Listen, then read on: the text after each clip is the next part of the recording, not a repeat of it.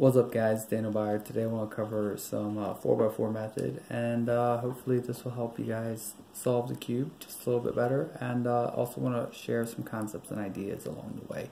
So my first thing I want to do is actually build the first two blocks. I break that up into several sub-steps. First off, doing the right centers on the right side, so that'll be white in this case, proceeding to the left centers, and then committing to that left block. First block on the 1x3x4 block on the left side, and then a second block of 1x3x4 block on the right side. So I've got a really easy center case to start. I'm going to do a B prime, so that way I can do a wide U2, preserving this half bar and building another white half bar. So then when I do my, when I wind up doing my wide U prime, it pairs this up, and now I just have to do a U2 and insert the other pair. Next transition, I see a really easy pair of R, D, R prime, D prime, solving this pair. And transition, I see that I can do R prime, U2, R, and build another pair, actually even a 1x1x3 edge pair, inserting that to the back slot. Now, because of how this pair is, I want to try to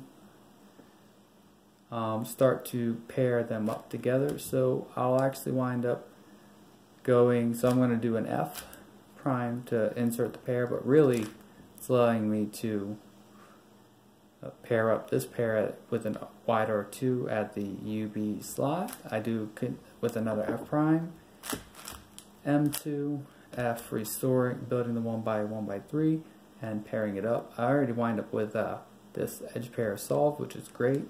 I want to do another edge pair with simply an R prime.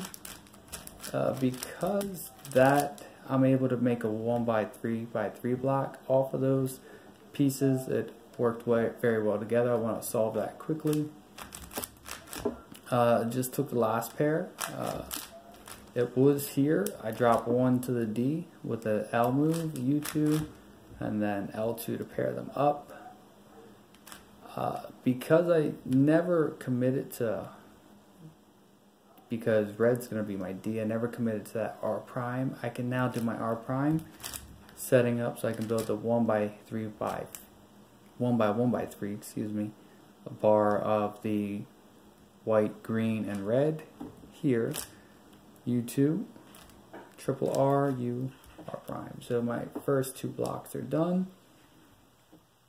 I want to transition to doing the green centers. That's always fairly easy. Was able to flip this half bar, line up another parallel half bar, and insert it. That's going to be my back.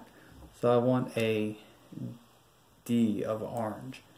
So I simply, because I have these two dot cases, I just simply know that doing a toss up pair to drag one down, and then I drag the other one down to the other side. Super easy case.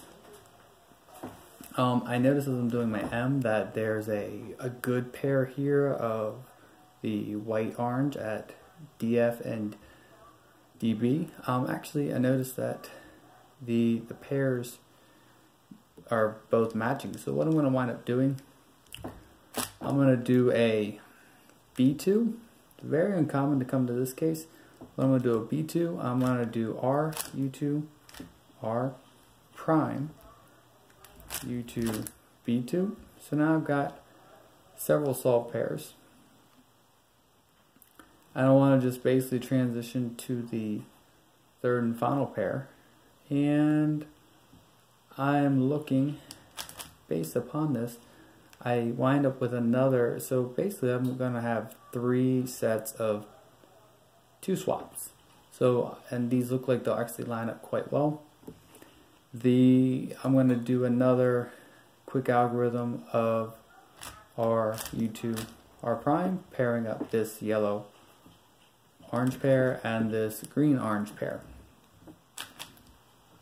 So now looking at this, like really, we've established that this is the bad relationship because they are on the parallel slice opposite of each other. Rather than being opposite by 2, they're opposite across the U face. Same thing, these two. When we're down to these last two, there's some EO orientation that you can kind of do to manipulate this. But I found the fastest way to kind of trigger, if this is your last step, is to do basically one of the CMLL algs, and I'm going to go wide R, U, R prime, U, and then trigger into R prime, F, R, F prime, R, U2, R prime. I just found that that's like kind of a really finger trick way. This is really the only finger trick algorithm that I use for solving wings, and as far as like a bad case. And of course we have the soon variations that solve 3. But then just transition into CMLL. CMLL is done, super easy T case. I have odd parity.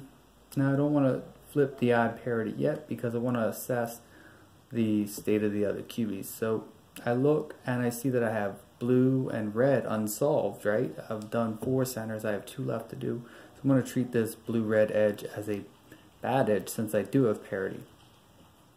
So really I have 2 bad on the bottom, a parity edge, and another bad edge. So those are my 4 bad edges, giving me a 2 opposite and a 2/2, so 2O/2 EO case.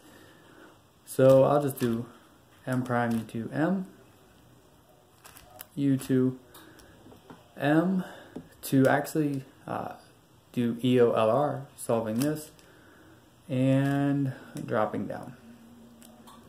So I'll permute the solve piece and then solve the centers. What I mean, or solve the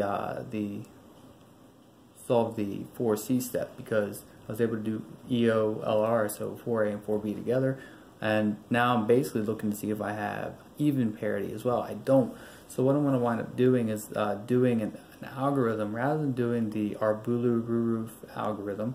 I'm going to do another variation. So I'm going to do R2, U2 R prime, U2 R, U2 L prime, U2 R, U2 R prime, U2 L2 M. Doing the M prime resets the 2 unsolved centers back to the U and F, so that way you can simply trigger your LSC, or the last 2 centers, and finish up last 6 edges and the 4C plus parity step.